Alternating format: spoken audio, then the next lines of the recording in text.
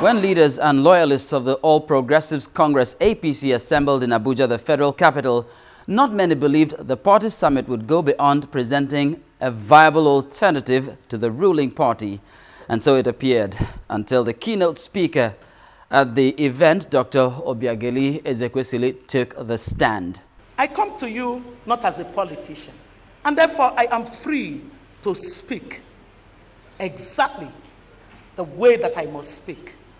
For the reality is that Nigeria is far from a mere geographical expression.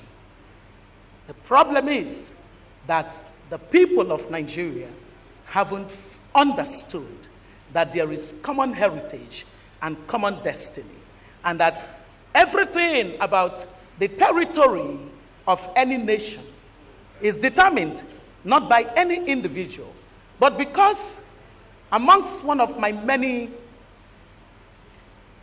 identities, I am also the wife of a pastor. And so, I do know in our book, the holy book, the Bible, that in Acts 17, there is a clear testimony of how nations and the bounds of their habitation are determined by God. So for those of you who continue to question whether it is Lord Lugard, or it is Miss Cho, or Mungo Park, or whomsoever you care to attribute the existence of Nigeria to, it would do well to reflect back and to know that no integrity of a country could have happened were it not permitted by the Almighty. I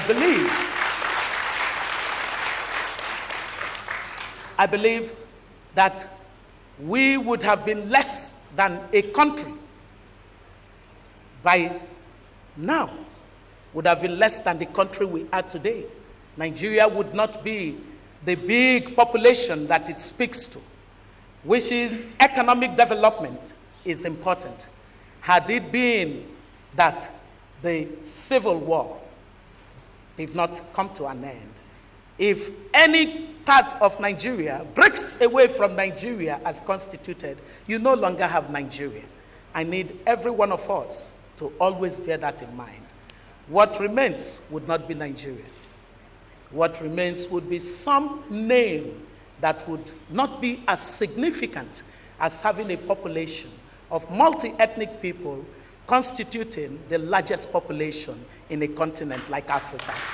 And so for those of you in this room, the political class, who when it matters for transactions purposes, call back to issues of ethnocentrism, you no longer deceive the right-thinking Nigerians in that ethnocentrism, because they are certain that when it comes to the table of the sharing of the booties of governance, you never ask one another what ethnic group the other belongs to.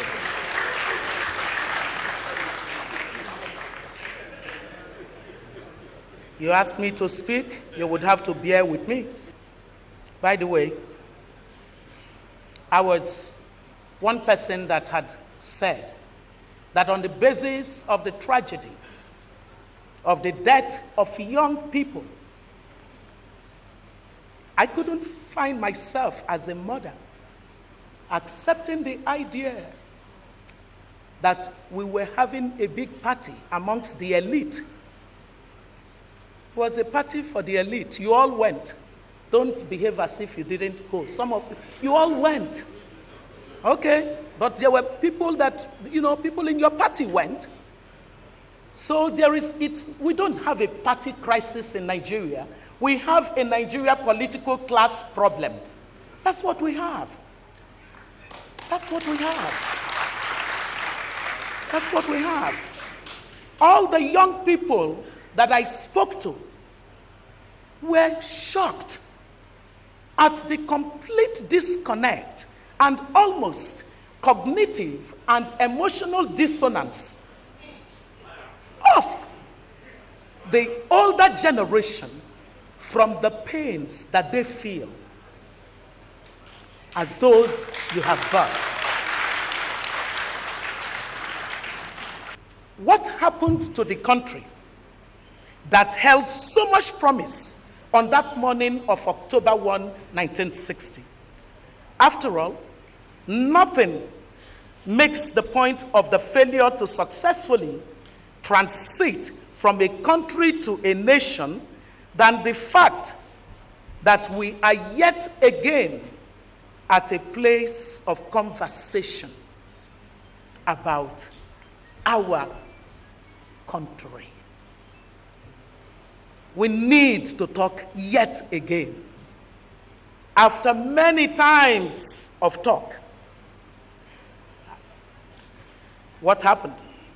How come a country which at independence was enthusiastically described by our first leader as an independent sovereign nation is at 53 hosting yet another constitutional, I wish it were, hosting yet another national conversation to determine whether it is a worthy union for everyone? Because you might say that a conversation on the unity of Nigeria is not on the table, but it would be the elephant in the room.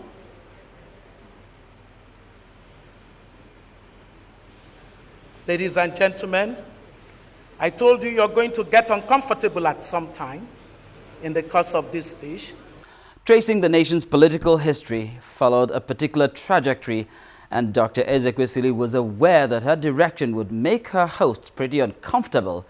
She pulled no punches and spared no one. You asked me to speak because you thought when I come here, I would jump into economic terms and all of that. Well, you know what?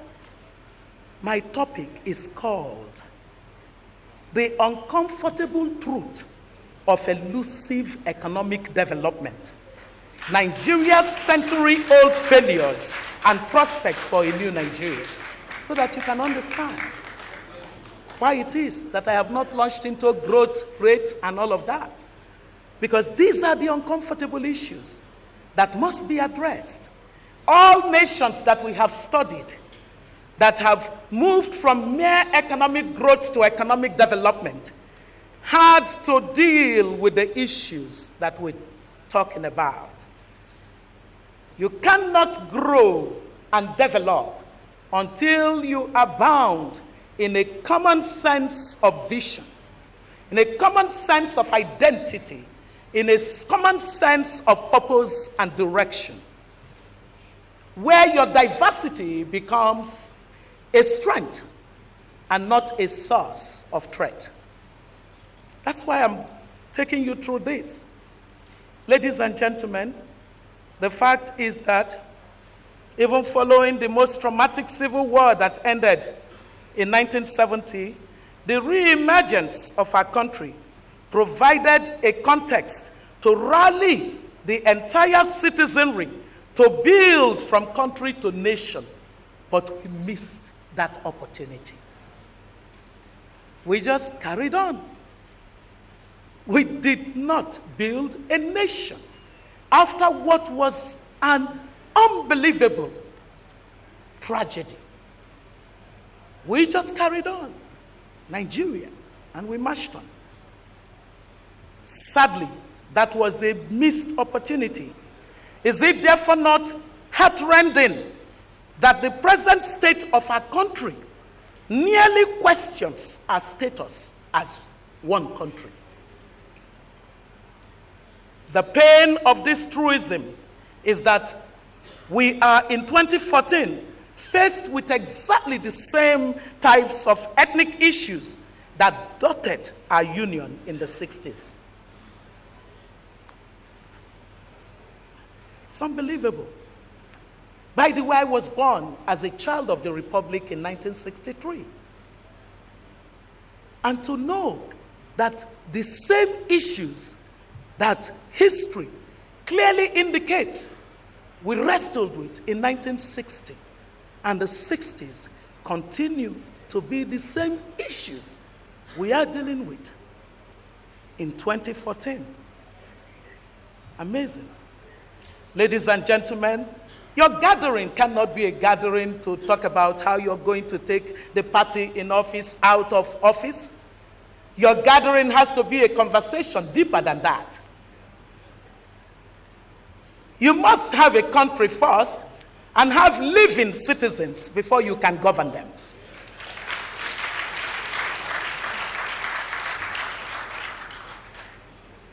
The pain is deep. How was it that for over 50 years, we never went beyond the amalgamation process to becoming a solid country and subsequently to transforming into a nation? The simple answer to the lamentation and this question is elite failure happened to Nigeria. That's what happened. Elite failure happened to Nigeria. The elite of every successful society always forms the nucleus of citizens with the prerequisite education, ethics, and capabilities, operating in the political sphere and public service, providing the great ideas to build the nation, and possessing the moral rectitude to always act in the public interest most of the times, because they recognize that by acting in the interest of the larger number, they self-preserve their own interest. Unfortunately, our own variant of elite have absolutely zero understanding of even the concept of enlightened self-interest.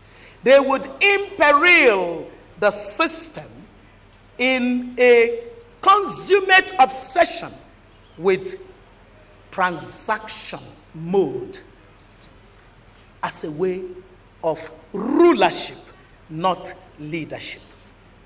Let me just ask you, do you have a common identity with the person sitting next to you? Can I tell you, political parties have been part of the problem of our elite failure, because we really haven't had political parties in Nigeria. We have political platforms. God bless the spirit of somebody who used exactly that word for me. They are platforms where individual interests are negotiated. We are yet to move to the ideology of having real political parties driven by a sense of nation building. And so if I ask you again and you say your common identity is APC, I can well tell what would happen. Because what would happen is that a new set of operators want to control statecraft. Would it deliver a different set of outcome? Not necessarily, until the faulty foundation is discussed. We have a faulty foundation. When you have a structural problem, you have to find structural solutions. Just merely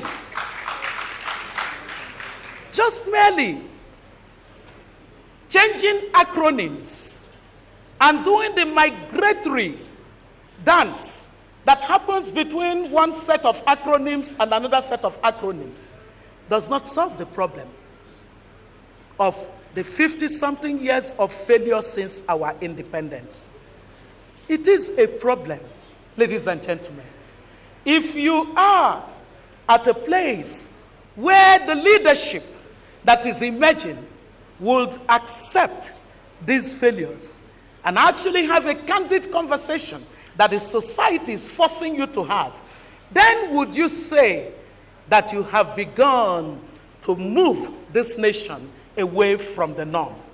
Because Einstein said that the same momentum that created a problem cannot solve the problem. If we maintained that merely having the APC is a solution to the structural defects that the society has, I would say to you, as a very, very neutral and good friend of everyone who desires to build the nation, that you must go back to the drawing board to look at these structural issues For we have studied countries. You will not be able to get better outcomes simply by taking over processes and institutions that have not come to a place of common identity.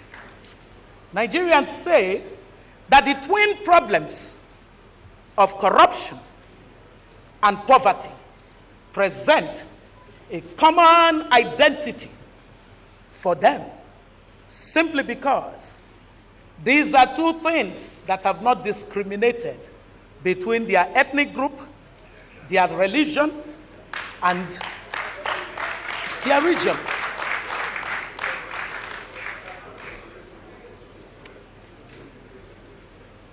And the Nigerians look at the nation, and what they see is a more emergent common enemy that the political class have not focused on as a collective. What Nigerians say is that the current terrorist killing of citizens of this nation amounts to an act of attack against every Nigerian. And that to that extent, any group of people profiting from that situation have a judgment hanging on their necks. Nigerians say that for it to be that 3 years since the rising trend of terrorist attack against whole communities in the central and northeastern zones of this country, our kith and kin being slaughtered in cold blood, the milk of human empathy is yet to flow from our elders in the land. In the entire political spectrum of this nation, Nigerians think it is unconscionable. Whoever you may be in this gathering, if by any error of omission or commission, you have in one way or the other benefited from that which has been unleashed on Nigerians, the judgment awaits you.